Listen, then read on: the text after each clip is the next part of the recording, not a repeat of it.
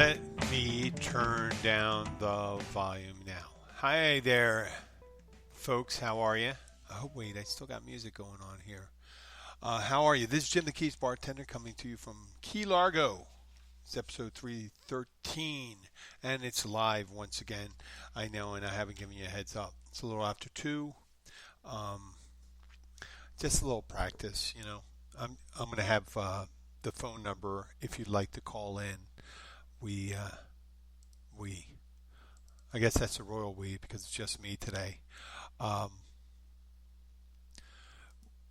if you'd like the phone number, it's 407 392 4563. Once again, the phone number is 407 392 4563.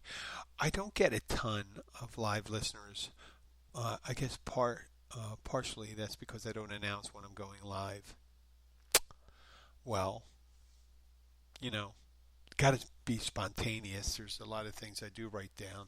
This episode's called Lucky 13 or 13, my lucky number. I forgot what I wrote down, but it's in there, and we'll discuss it further as the show goes on. I want to give you an update. Florida Keys still open. It's hot as hell down here. I guess not as hot in some other places, but we're in, I guess, the low 90s. Humidity's high. We're supposed to be getting a little dry here. And there's still a ton of people coming down. We are busier than we were supposedly since our little lobster mini season last week. We just seem to have a lot more people down here. I guess it's the last hurrah before school starts. And you know, I'm kind of split on that. I'm really happy for businesses that were that way. It seems like the people are respectful of the mask rule, and they're coming in, adhering to the county rules, and not making it tough for us to enforce them. Now, the locals, on the other hand, that's a little different. The people that live down here, it's not news to people that wearing a mask has become a form of a statement. So I'm not going to delve into that. I'm going to just talk about the Keys right now, and doesn't have to be about mask and all that. We had people from different part of the states come in last night, different part of our state, Ocala, which is much further north in there, and they're still open. Their restaurant bars are still open. I was informed by someone they weren't familiar with the rules down here. It's a county rule, not a state rule. With the state closed all bars, the county imposed a 11 o'clock curfew on any establishment, a restaurant and bar. So people would have to, at 11 o'clock, all your customers have to be out of there. I mean, that's not necessarily really great for business down here. It's kind of killing the fun, but I understand why they're doing it. You know, we just want to get on the other side of this. But that being said, yeah, there's plenty of fishing going on. There's the water's beautiful. We had not so near a miss, meaning it was a big miss. It's funny, you see, I thought it was humorous. I saw a meme of Hurricane Isaias or Asius. Oh man, I don't know how to pronounce it, but it was Isaias, Isaias, and Isius, something like that. But it was late last week. It made on the weekend.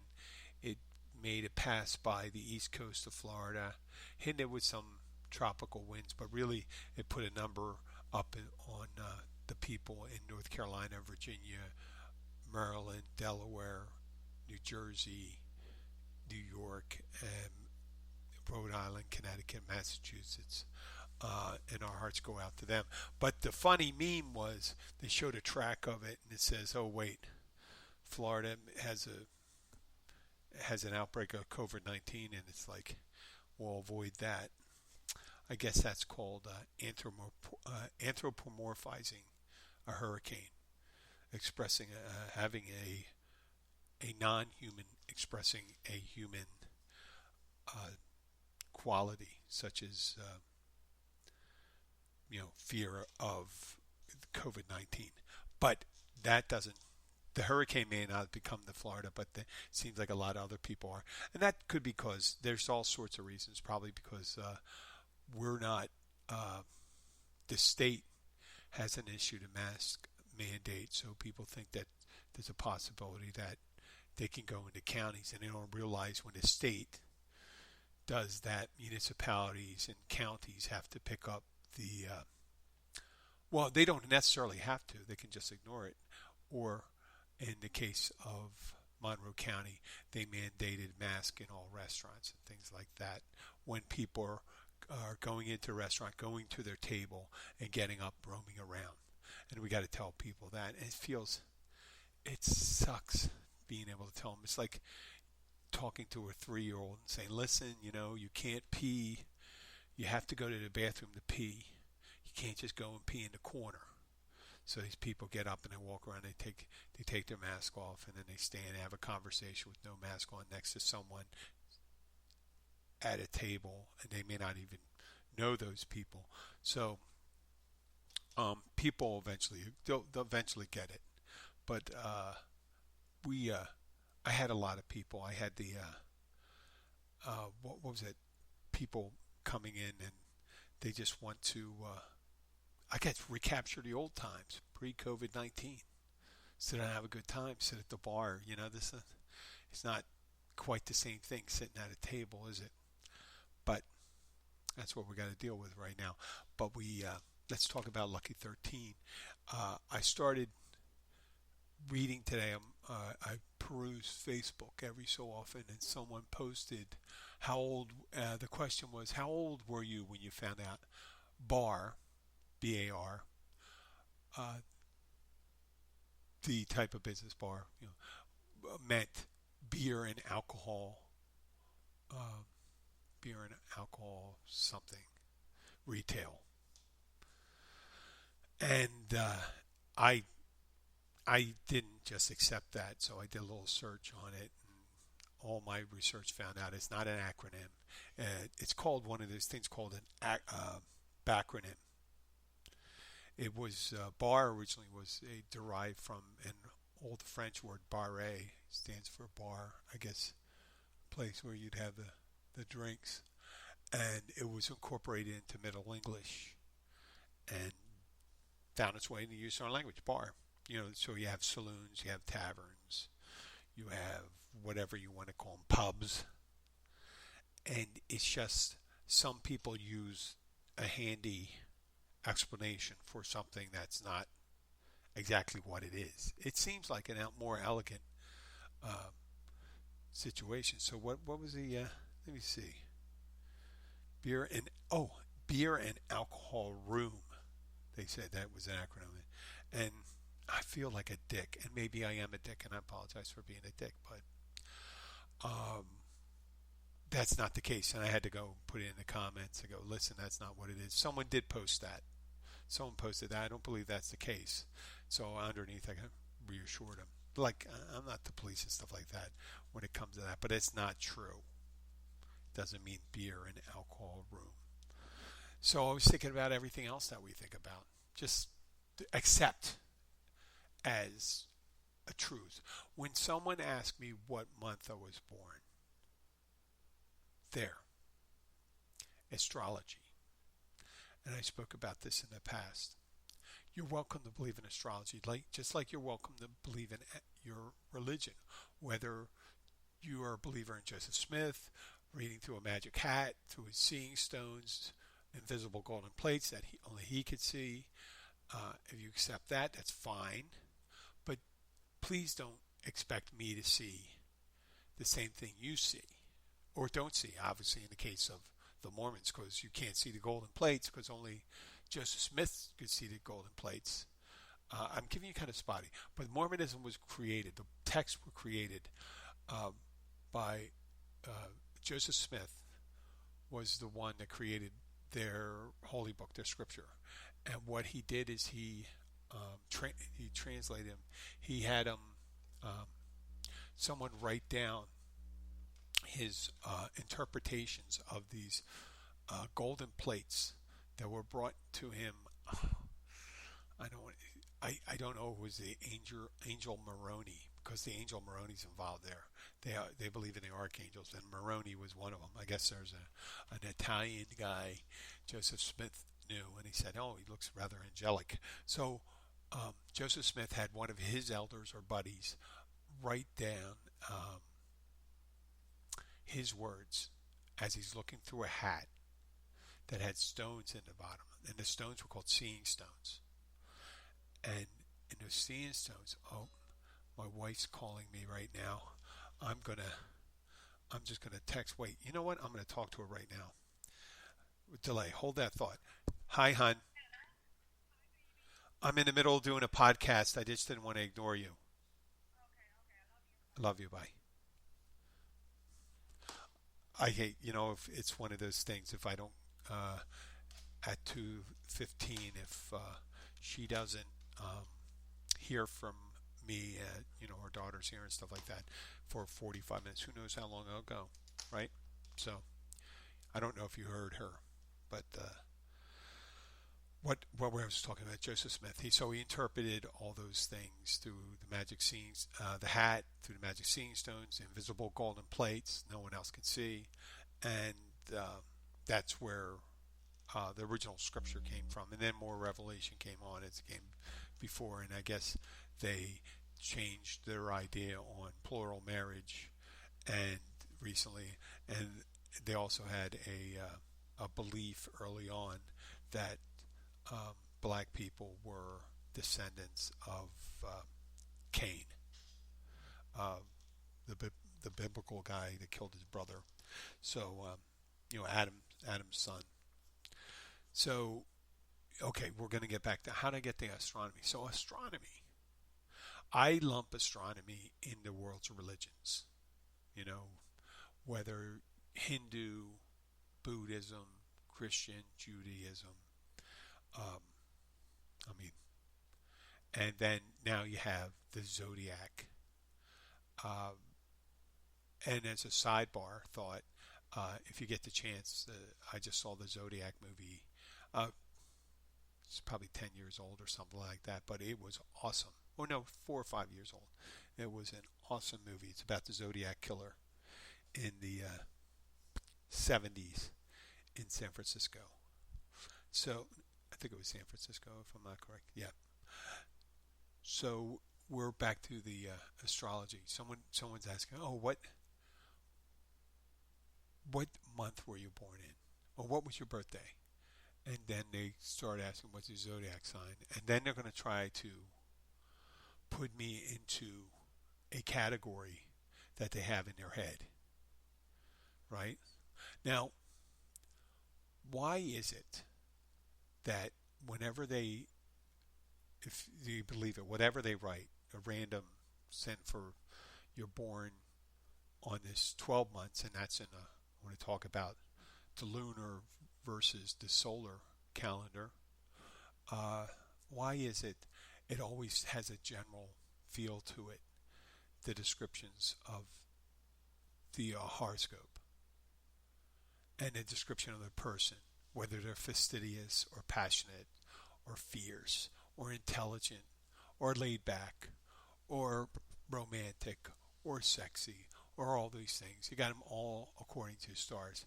And how would, if, I mean, a lot of people that believe in that stuff are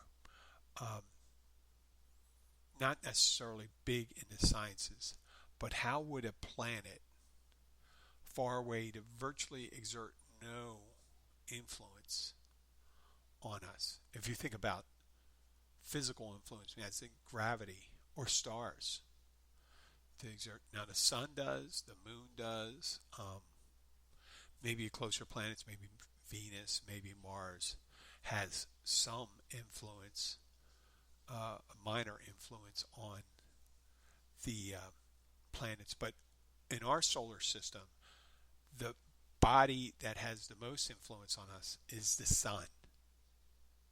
The sun keeps the planets in their orbit from gravity and other planets to kind of react into it because of the size. And they formed due to the gravitational pull of the sun. So how would planets and the thing have anything to do with your personality? And why would it change your personality? A lot of people, they explain it again, and they spent, there's a whole industry. Oh my God, it's probably worth, it's an underground industry if you think about it, because it's up there with palm reading and seers and all that stuff. So people spend, and you know what? It's an amusement thing. If you treat it as amusement, that's great too. So we got that there. So we started with the bar and we got that. And it made me think of my lucky number 13. And I always liked 13.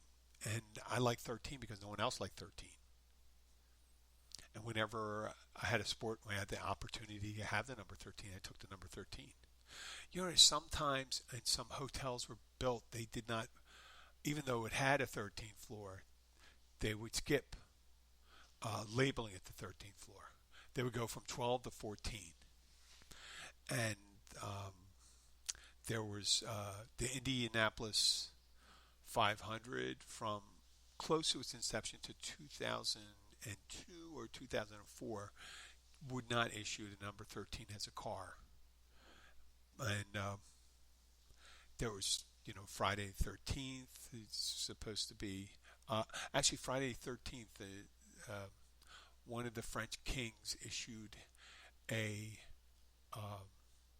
an edict to hunt down the Knights of the Templar. It was, I guess, in the 1300s, and they were tortured and murdered on Friday the 13th sometime during the year 1300s. But in the tarot cards, and this is along with tarot cards and astrology and some, the card that's numbered number 13 is the death card. And in the Last Supper, there were 12 apostles. We always talk about the 12 apostles, except for Judas. And, you know, Judas had been unceremoniously excluded, or ceremoniously excluded, because he's the one who betrayed Jesus. But he was the 13th and considered the last apostle to sit down. So that's 13. And now when it comes to calendars, I have an interesting thing to throw out. There's a theory out there why 13, one of the things. But in not all cultures, before World War I, France thought 13 was a lucky number. To this day, China thinks 13 is very lucky number. There's 13 rankings for in the standard poker deck playing cards. In Arthurian legend, Arthur and 12 knights went to Avalon, and they are either suspended in animation, and are waiting to be awakened when Britain's in its time of need. So it was probably, you know, if they didn't come out during the Battle of Britain, maybe they did. Who knows? Maybe a couple of Arthur, you know, there were pilots in the RAF. On our Great Seal of the United States, there's 13 stars representing the 13 states, and also there's 13 stripes on the American flag. And there's an idea. One of the other things why 13 is a lucky number is because over our calendar, because the calendar, if we went on a lunar cycle for our months, we'd have close to 13 months, because with the, well, yeah, we have 13 months, 28 days. It would because that's how the cycle of the moon occurs. Also, as a menstrual cycle is, you know, every 28 days, and so they broke it down to 12 with the oddly numbered, you know, some months having 31 days, some having 30, and then you have February altering back and forth. So Um, to put superstition into numbers, places, things like that. We have we have other things in culture, and that when it comes to superstition and things that relate, I'm going to go to more lighthearted for that. But let me take a quick break to give you the number again. The number is 407 392 4563. If you don't feel like calling now, maybe the next time we have a live show and you're tuned in. I know with podcasts, a lot of times people don't listen to them live, but I'd like to change that. Also, I wanted to talk about some of the listenership. Once again, Washington, Virginia, I mean, there's, what is it? There's over 900 this time. There's over 900 downloads going there. I wonder if there's a small internet service there or something like that with routes to Washington, Virginia. I looked around for it. I didn't see it, but there could be. There's all these podcasting apps and podcast hosting apps where people do their shows, and it may be one of the ones I'm signed up for. They may do regular downloads and do it infrequently. Do it more like once every other month and download uh, episodes. But it seems to be that they wouldn't have to download all of them. So, and I'm not exactly sure about my numbers. It's weird about numbers. See, we're talking about 13 and we're talking about numbers. But uh, with podcasting, other than with broadcast over the airways, meaning non-cable, non-tethered, uh, there is, you can only use anecdotal evidence, meaning use a sampling of people to find out how many people are listening. You take a sample of like 500 people and ask them, do you listen to this radio station? And you extrapolate it out to everyone around that area that could receive a signal, and then you come up with a rating of how many people are listening, your listening audience.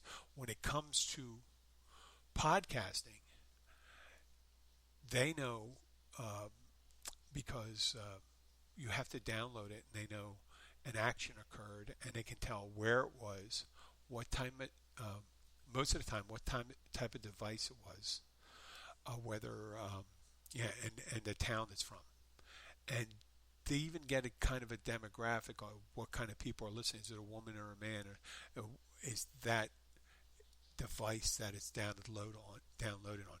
Now, in podcasting, they don't go.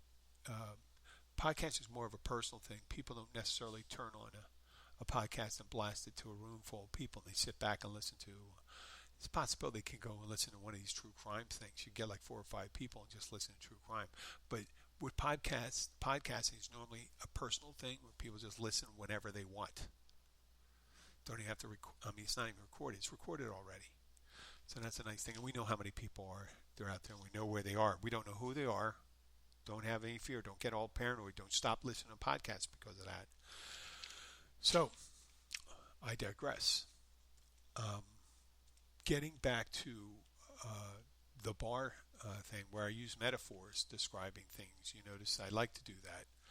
And the owner was, it was last night, and we had one of our regulars, great guy, hanging around, having a couple drinks.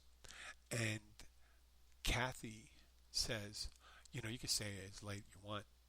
Just, we're working here and stuff like that. And I walked over to her off to the side, getting away from the customer. I said, Kathy, are you aware of the vampire the characteristic that the only reason, only way a vampire can enter a private home is to be invited in. And once it's invited in, it can, stay as long as it wants to, whatever it wants. Could be anything. And I suggested, I said, do you understand what you just did when you invited a person to stay as late as they wanted to? And they go, oh, I see. Now, they didn't necessarily agree with me. I understand that. And I realized I've used a vampire metaphor a lot. I don't know what it is about vampires. Maybe something in American culture, a recent phenomenon. I guess it started in the early part of this century, which wasn't long ago, 20 years ago, with the what show was that? Dawn something, the sexy vampire movies and stuff like True Blood. Um, God, I can't even remember. Well, it was mainly for teenagers and stuff like that. But vampires were usually very gruesome in the old days. I mean, it wasn't only till um, Boris Karloff or who was the other guy? He's a Hungarian guy, Bela Lugosi, where they tried to make him somewhat alluring with the eyes, stuff like that. But vampires are normally kind of sickening creatures, and I extended the metaphor out to relationships and stuff like that. It's like inviting. I haven't used it in a long time, but I did mention to a guy when you invite a girl to bring in her personal items into your bathroom. It is, and I'm sure someone's used this metaphor in a story or a movie or a TV show, but once you seem to invite, and that could be a guy too, once you invite someone into your house and bring in their personal items, it's hard to get them out. The only way to get them out is to call forthright thing, get your stuff out of here. Because just think of it. You say, hey, listen, you're going to have to remove your toothbrush, your clothes, your underwear, your pajamas. There's a few used pajamas, depending on what age you are and what part of the country you are in. It's not everyone wears pajamas. I don't want to get off on that, but it kind of. I would never say that to a woman, or if a woman say that to a guy, but it is a direct analogy that once you invite them in with their possessions, you've just did something there. And think about it. It's just so much harder once you have to break it. And the same thing goes for customers. Stuff when you say, hey, listen, you're going to have to leave. We've noticed that, since we invited you, that you stay to the very end and we can't do things, we can't speak. We're going to, there's certain freedom you have when all the customers are gone at the end of the night. So you don't need that. And there's all these things. It was interesting when I was doing a little research on this. I do very little research, but there's some. There was a question on Quora, and it was, do vampires poop? And a lot of people that were familiar with science quoted in and say, listen, conservation of energy. If they did not poop, then where is it going? Is it magical? And then a nutritionist suggested that there's no way a biological creature could derive the amount of nutrition from blood alone, because you need certain other proteins and carbohydrates and things like that. And I that wasn't one of those things, and I can't make fun of that, because I did have a debate with someone about zombies. Yeah, I said, why do people, after you get a real old zombie and their eyes are rotting and their ears are, do they actually see anything? It's more like, anything at all, if their body's dead, how their muscles work. Is it their limbic system? And then when their muscles start rotting, how hard, you got a certain amount of strength in your body. If your body's rotting, just think of a rotten piece of wood. It gets dried out and thinned out, maybe by termites and all that stuff, and how easy it is to break. Zombies would just be turning into like balsa wood. It wouldn't be moving around, just be laying on the side of the road. So, and then pooping themselves all the time from all the meat they're eating. I mean, a high protein diet, you got to be really stinking if you're just eating meat. Because I know that. I've been there before. Not eating humans. But I did make a statement today. I mean, not today, this past week. about who people at the bar ask who would I eat in what order, and then I said, well, I would say I pointed out at several people, and I said, yeah, I'd be happy to do that. I don't want to leave you left out. That's what I'm saying. There there's certain there's certain desired traits to the food that you want to eat, and the people got a little freaked out, but I'm not going to leave it. I'm going to leave it at that. So, okay, I guess that I got to start instituting a regular time when I do my phone calls. So tomorrow, and today is the 6th, all day. Tomorrow on August 7th, Friday 7th, I am going to do a 1 o'clock show.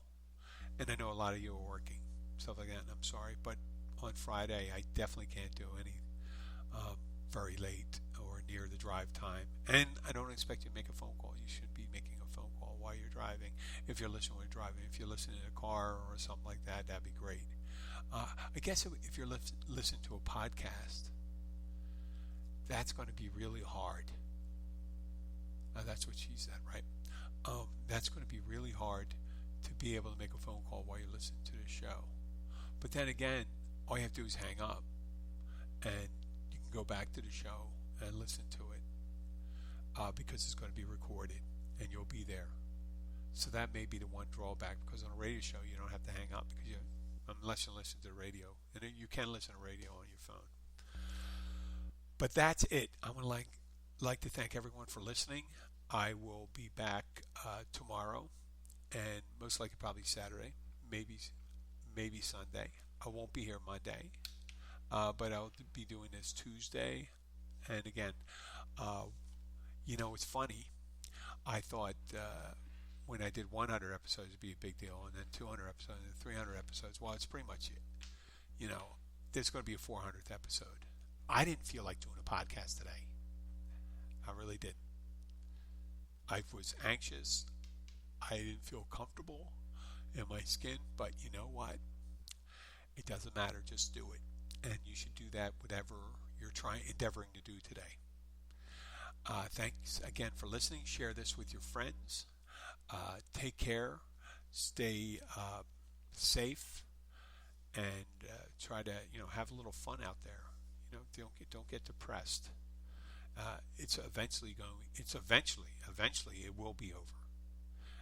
Orange Guy's right. Eventually, but it won't just disappear. It's just going to eventually fade away. If you historically you look at plagues, they take a while to fizzle out. But now we might have they may have a vaccination process and stuff, and who knows. But thanks again. Until next time, stay safe. I hope your family's well, and I'll talk to you later. Bye.